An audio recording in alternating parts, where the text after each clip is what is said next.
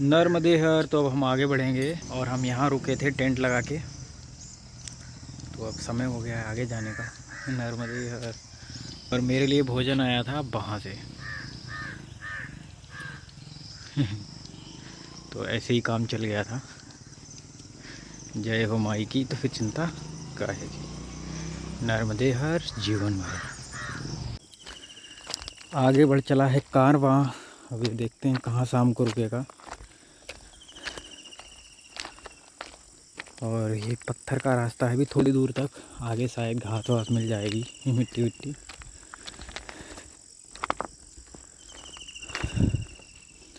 और अभी तो मौसम पूरी तरह से बदल गया है, बारिश जैसा हो गया।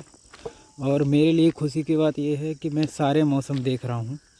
पूरी सर्दी में चला हूँ, पूरे गर्मी में चला हूँ, और कुछ समय बारिश का भी मिलना ही चाहिए मुझे। तो हर मौसम का आनंद है अपना अपना। यही जीवन है, यही जीवन का सार है। सारे मौसम का आनंद उठाओ। और शिकायत तो किसी चीज़ की भी नहीं करनी चाहिए। हर चीज़ के लिए धन्यवाद करो परमात्मा का, कि कुछ ना कुछ वो सिखाने के लिए ही करता है। कुछ ना कुछ बताना चाह रहा है, हर प्रकार से वो साबित करना चाह रहा है कि वो तुम्हारे साथ है। लेकिन हम उससे ही शिकायत करने लगते हैं, तभी फिर वो साथ छोड़ देता है। यही परमात्मा का नियम है। नर्मदे हर। सूर्य भगवान निकलने की तो कोशिश करे लेकिन बादलों में छुपे। नर्मदे हर। तो एक बहुत ही सुंदर ये रास्ता है जो कि पेड़ के बीच से निकल रहा है। छोटे छोटे पेड़ हैं, किनारे का बिल्कुल मार्ग है। ये मैया है और ये रास्ता है। और यहाँ पर इतनी ज़्यादा साइलेंस है कि मतलब एक चीं चीं के अलावा और कोई साउंड आ ही नहीं रहा है। मेरे पैरों की आवाज़ आती है। और यहाँ पर इतना साइलेंस है कि तुम अपनी सांस भी सुनोगे तो सुन सकते हो। आप खुद सुनो थोड़ा सा।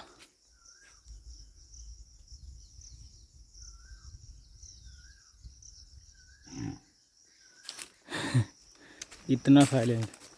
उस तरफ एक बैल बोल रहा है तो वो भी आवाज़ आ रही है इधर। कमाल का ये रास्ता है। ऐसी अद्भुत सड़कों से निकलने का मौका मिल रहा है। जय हो माई तेरी कृपा से हम जी रहे हैं। लेकिन ये कंकड़ चुभ रहे हैं पैरों में थोड़ा तो। पर आनंद बहुत है इसमें। वाह,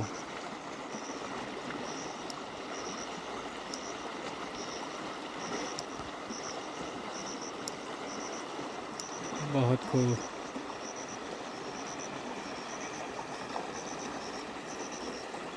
थोड़ा दूर घास के किनारे किनारे भी चलना चाहिए। इतना अद्भुत आनंदमय स्थान है ये। और हम आ गए हैं सती घाट के आसपास। और उधर हम सती घाट पे रुके भी थे। हम कई लोग परिक्रमावासी हो गए थे उस दिन।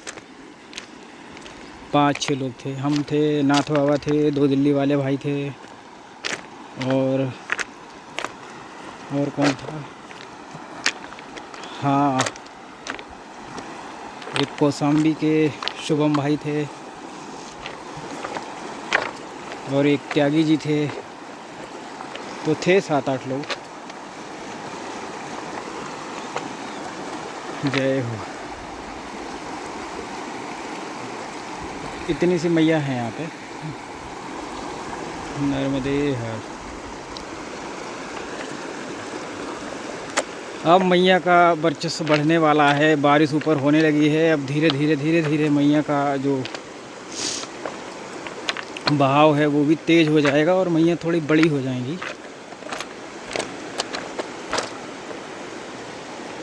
क्योंकि हर रोज़ पानी जो भी बरसेगा वो आएगा मैया में ही। तो इसलिए वो बढ़ती रहेंगी धीरे धीरे। नर्मदे हर।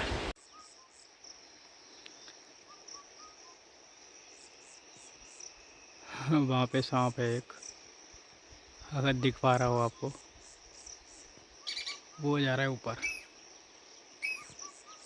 वो चढ़ रहा है।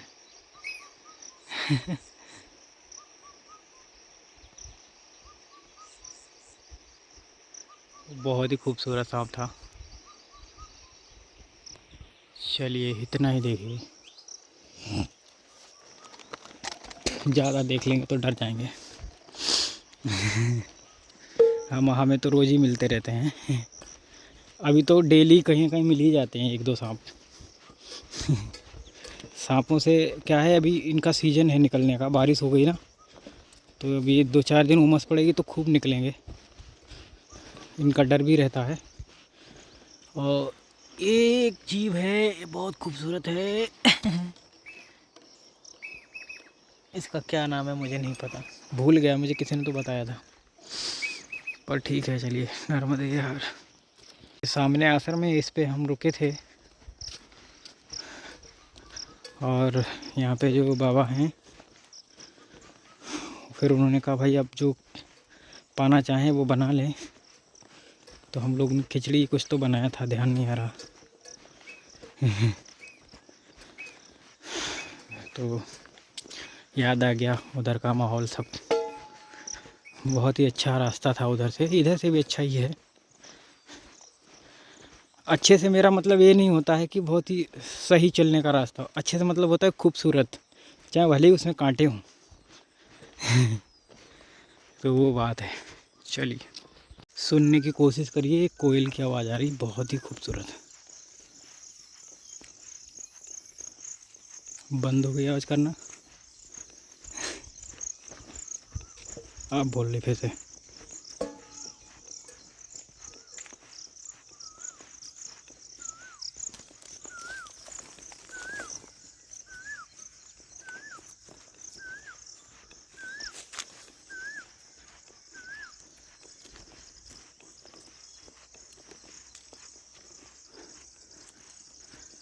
ऐसी मधुर मधुर आवाज़ें आती रहती हैं। मेरा डमरू भी कभी कभी बोल जाता है,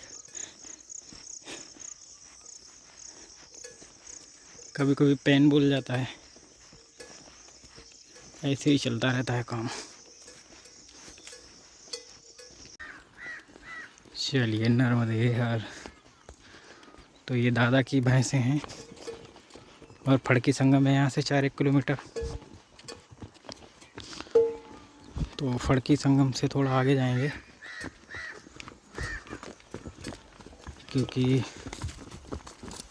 फड़की संगम तो फड़की संगम है। भैंसें डर गई मुझे देख के। वो अक्सर डर ही जाती हैं, कुछ तो बात है समझ में, कमाल की। ये जंगली भैंसा। जय हो माई की। जब मैं निकला था तो बहुत जल था इसमें, लेकिन अब उतना जल नहीं है, पर आने वाले समय में पूरा भर जाएंगे ये। चलिए, ये कश्मीर नहीं है, ये मैया का तट ही है, लेकिन वादियाँ बिल्कुल ऐसा लगता हो कि रानी खेत आ गए और गायें चर रही हैं, और हरी हरी घास है, सामने पहाड़ है। तो ऐसा एकदम से फील हो रहा है कि भाई हम पहाड़ पे आ गए। तो ये भी दृश्य है मैया के किनारे, बहुत कुछ है इधर, बस नज़र होनी चाहिए देखने के लिए। नर्मदा मैया के किनारों पे हर चीज़ देखने मिलती है, बस एक बर्फ़ छोड़ के बाकी सब मिलता है। नर्मदे यार, नर्मदे यार। तो एक बहुत ही आवाज़ आ रही है मुझे झरने टाइप की, तो मैया में आगे होगा।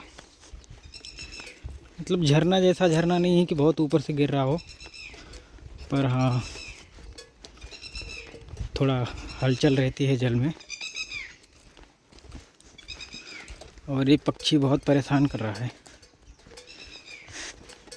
इसके अंडे होंगे यहाँ आसपास कहीं, तभी इतना बेचैन हो जाता है ये। उसको लगता है कि कहीं ये हमारे नुकसान ना कर दें अंडे का। और ये कभी घोंसला नहीं बनाता ये पक्षी, हमेशा ज़मीन में ही अंडे देता है, ज़मीन पे ही रहता है। पेड़ पे बैठता है, लेकिन घोंसला नहीं बनाता और ना ही अंडे देता है पेड़ पे, ज़मीन पे ही। और एक पता नहीं सत्य है कि झूठ है, लेकिन लोग कहते हैं कि ये पारस पत्थर भी रहता है जहाँ पे ये अंडे देता है, पर मुझे लगता है कि ये सब कहने की बात है।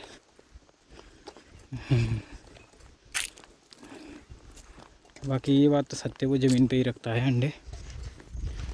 चलिए, नर्मदे हर माते गंगे हर हरे हरे महादेव शंभू शंकर। जय जयकार हो माई। यहाँ बहुत ही सुंदर दृश्य हैं माई के, देख पा रहे होंगे। और यहाँ पे जो रिफ्लेक्शन सूर्य का पड़ रहा है माई पे, वो तो बहुत ही अद्भुत दृश्य बना रहा है, बहुत खूबसूरत।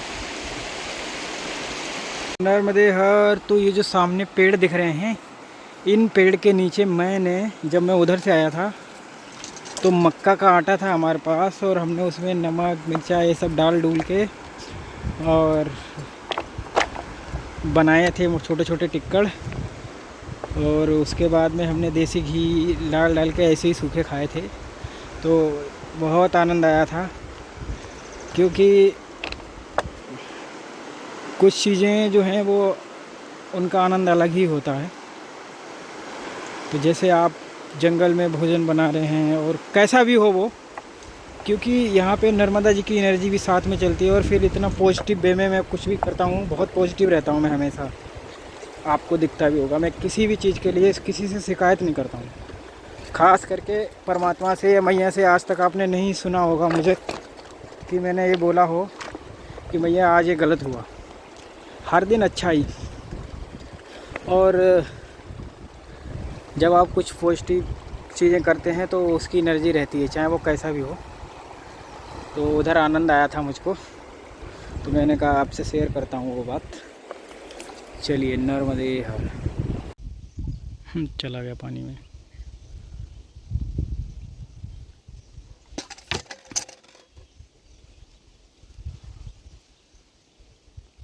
ऐसे ही दिखते रहते हैं यहाँ पे सांप।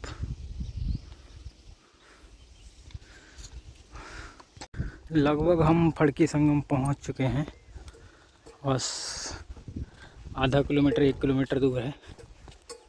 1 किलोमीटर से तो ज़्यादा ही दूर है। क्योंकि यहाँ पे सामने दिखता तो है कि पास में ही है, लेकिन होता बहुत दूर है। पहाड़ों पे अक्सर होता है। और जब ऐसे पत्थर वाले रास्ते हों तो 1 किलोमीटर भी 2 किलोमीटर बन जाता है। चलिए, फड़की संगम का भी दर्शन करवा देंगे। वहाँ पे 1-2 संत रहते हैं, उनसे भी मुलाकात हो जाएगी। जय हो माई की, तो फिर चिंता काय की। नर्मदे हर। तो अभी जो पत्थर का रास्ता है ये बहुत ही ख़तरनाक है। ख़तरनाक इसलिए है कि अब ये गर्म हो चुका है पत्थर और पैरों में जला रहा है। और वैसे भी पत्थर पे चलना आसान काम नहीं होता है, चुभता है बहुत ज़्यादा। तो बस फिर भी चल रहे हैं, क्योंकि चलते का नाम ही तो गाड़ी है। और आगे वो गांव दिख रहा है, वही फड़की संगम है। वहीं तक जाना है, लेकिन दूर है, दिखता पास में है, बहुत दूर है। यहाँ पे ऐसा जल भराव जैसा है मैया में। कितना चल के आ गया मैं नर्मदे यार। फाइनली हम आ गए हैं फड़की संगम, और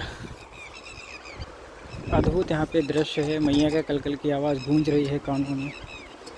ऐसा लग रहा है मानो ब्रह्मांड की जो नाद होते हैं वो सुनाई पड़ रहे हों। पक्षियों की आवाज़,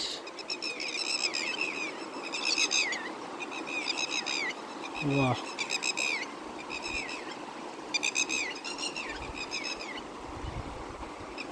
हर और लोग ही लोग हैं। नर्मदे हर फड़ के संग मोटरसाइकिल गाड़ी वाले का हाँ कोई क्या लगा दिए थे, मिला ही नहीं है। कहाँ रुके रहे? महाराज मैं रात में रुका था, वो पुल पड़ता है पुल, अच्छा चकदही। हाँ पुल के पास मैया के किनारे रुक गया था। वहाँ कोई आश्रम वाश्रम तो है नहीं। हाँ है आश्रम तो एक वो तो लाग लगा है तारा। हाँ ताला लगा था, वो गुजराती था कोई। बाबा तरीका रहता नहीं है। नर्मदे। और संत मूर्ति के हाथ के टिक्कड़ तो बहुत ही मुश्किल होते हैं। अब क्या ही जैसन बने, हाँ टिक्कर विक्कर बना के किसी प्रकार पेट भर लेते हैं बाबा लोग। हाँ हाँ हाँ वही तो। और कहाँ बेलना चौकी और कहाँ बाई वगैरह ढूंढत है। आज दिन तो बाई मिलती नहीं हो, मिलती है तो फिर छोड़ती नहीं है। हाँ ये बात भी है महाराज। हम्म।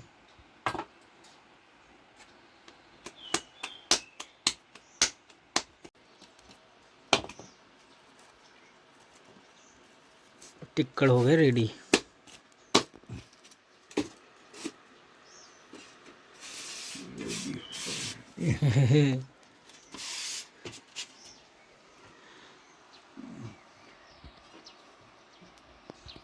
जय हो माई की। अब हम इस स्थान को अलविदा कहकर बढ़ रहे हैं आगे। हाँ महाराज, अरे नहीं वो आपके लिए लाए थे हम। मैं दुकान पे गया था तो बाबा की परिस्थिति देख के मैं चीनी भी ले आया था। बोले ले नहीं जाओगे? मैंने कहा नहीं मैं अपने लिए नहीं लाया था, आपके लिए ही लाया था। उन्हें लगा मैं अपने लिए लाया था। चलिए नर्मदे हर। तो फड़की संगम है तो उसमें ये रिवर है फड़की। यहाँ से पानी आता है सीजन पे, बारिश के मौसम में, और कुछ दिनों तक चलता रहता है। अभी गर्मी के मौसम में सूख जाता है, तो इसीलिए इसको फड़की संगम बोलते हैं। और कल मैं दोपहर जहाँ था उसको दुपटा संगम बोलते थे। तो संगम तो मिलते ही रहते हैं।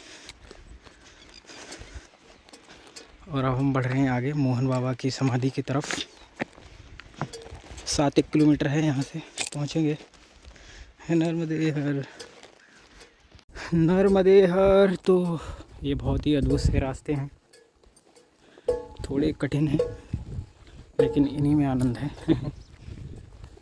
और इस तरफ मैया है, मैया के साथ साथ मैया की ऊर्जा में ये बारिश का पानी भरा हुआ इधर, तो ये भी और आनंद दे रहा है। और इतना गर्म है ये पानी, पी नहीं सकते आप, तो क्योंकि जल कम है ना मैया में, इसलिए गर्म हो जाता है। तो अब मुश्किल ये है कि और कोई चारा है नहीं, पीना यही है, तो फिर पी लेते हैं राम का नाम लेते हैं। क्योंकि ये पानी पानी नहीं है, ये अमृत है। तो हम आ गए हैं चमगादड़ों के इलाके में, बहुत सारे चमगादड़ लपटे हैं उधर।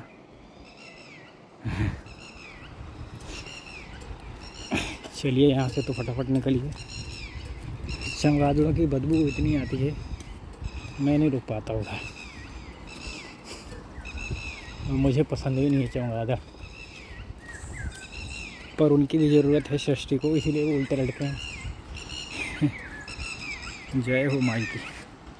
नर्मदे हर। तो एक और बहुत ही सुंदर दृश्य है मैया का, जो कि मैं आपको दिखा रहा हूँ।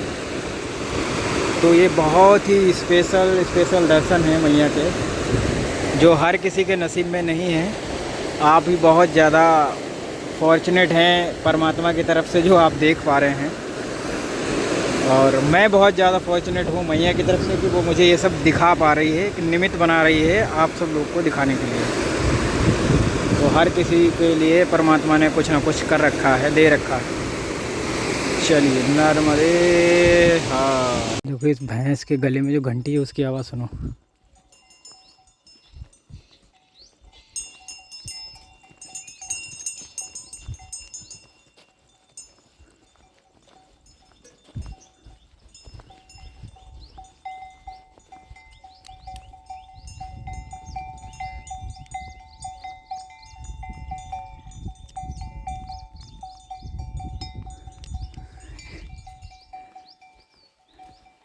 इन सब पे एक राग बना था अहिर भैरवी करके, क्योंकि जो यादव समाज है, अहिर समाज है, वो पशुपालक समाज रहता है। तो उसकी दिनचर्या सुबह से शुरू होती है 4 बजे से। तो पशुओं पे और इस सब पे एक राग बना है, तो वो इसीलिए बना है क्योंकि बैलों के घंटी वगैरह इन सबको मिला जुला के उन्होंने बनाया, तो इसीलिए बोलते हैं अहिर भैरवी राग। इसका बड़ा महत्व है और उसको सुना जाता है सुबह सुबह 9-10 बजे तक। हर राग का अपना अपना सुनने का टाइमिंग भी होता है। मैं उधर से निकला था तो ऊपर निकला था, नहीं यहाँ से तो नीचे निकला था, वहाँ से ऊपर आया था। बहुत बहुत दूर से ऊपर ऊंचाई से आया था मैं था और दिल्ली वाले 2 भाई थे, एक त्यागी जी थे, 3-4 लोग थे हम। तो आनंद आया था उनके साथ बहुत। वो मस्त मौला है, हम भी मस्त मौला थे, तो उनकी जोड़ी यार।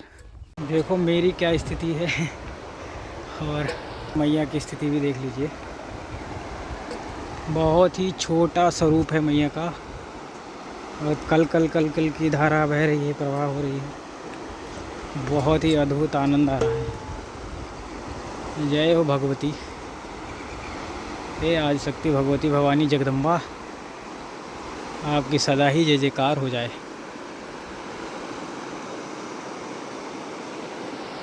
फाइनली हम आ गए हैं मोहन बाबा के आश्रम। मोहन बाबा बहुत सिद्ध संत थे, अब नहीं है, उन्होंने शरीर छोड़ दिया। उनकी कहानी भी बहुत ही अलग थी, तो वो सब बाद में बताएंगे हम आपको। उससे पहले हम आश्रम में चलते हैं, अपना परिचय देते हैं, उनका परिचय लेते हैं, उन्हें बताते हैं कि मैं परिक्रमा में हूँ, मुझे आज रात ठहरना है इधर, है ना। चलिए, नर्मदे हर। तो ये बड़ा आश्रम है क्योंकि यहाँ पर फंडिंग अच्छी आ रही है और ये बन भी रहा है इधर मोहन बाबा के नाम पे। बहुत मोटा पैसा आता है इधर, क्योंकि तभी इतना सब कुछ हो रहा है। बाबा जी तो नहीं है, लेकिन उनकी कृपा आज भी है आश्रम पे। तो यही होता है सिद्धों का मामला, नर्मदे हर। तो ये है मोहन बाबा की समाधि। तो ये खूब भंडारे करते थे इधर और सारी व्यवस्था ये मैया जी से निकाल के कर देते थे, मतलब इतने सिद्ध थे।